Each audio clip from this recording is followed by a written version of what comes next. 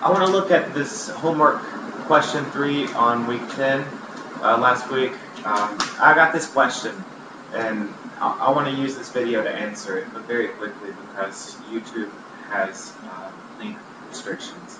But this frequency distribution shows the result of 200 test scores, and we're asked are they normally distributed, so we can do a chi-square goodness of fit test. Notice we have group data though. We don't have all 200 scores. We know that 20 people scored in one range, and then 61 people scored in the other. We know 80 people scored in the middle range. Just looking at the table, but we can still find the mean. We can use Excel to do that. So if we have the lower and upper boundaries, then we need the midpoint. So we can calculate that here. And to find the midpoint, what we want to do is we want to average the lower and the upper boundary. So this is going to be equal to the lower boundary. Okay, typed a little bit too much. Click too much. So lower boundary plus the upper boundary. And then we're going to divide all of that by 2. So I want to use parentheses carefully. Okay.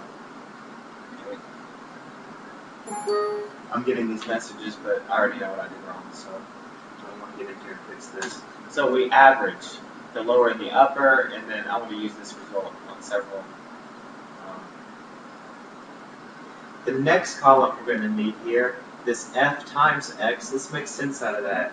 So the x here is going to be the midpoint. That's going to be all the scores.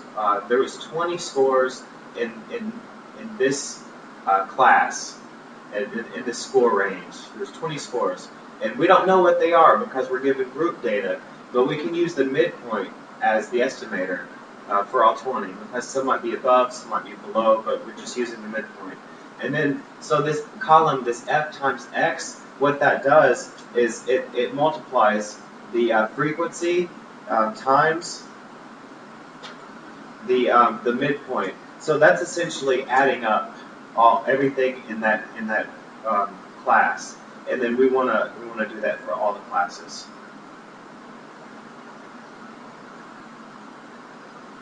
And remember from the earlier parts of the class that the mean is going to be the sum, and I think you're going to like this trick. It's going to be the sum of all the f times x, and we can use the auto sum and just highlight everything, including this where you want the sum to go, and divided by the sum of the frequencies. And this is going to be the average. So the mean is going to be equal to sum of f times x, and we're going to divide that by the frequencies. So our mean here is going to be 69.4, let's say 69.4, let's round it.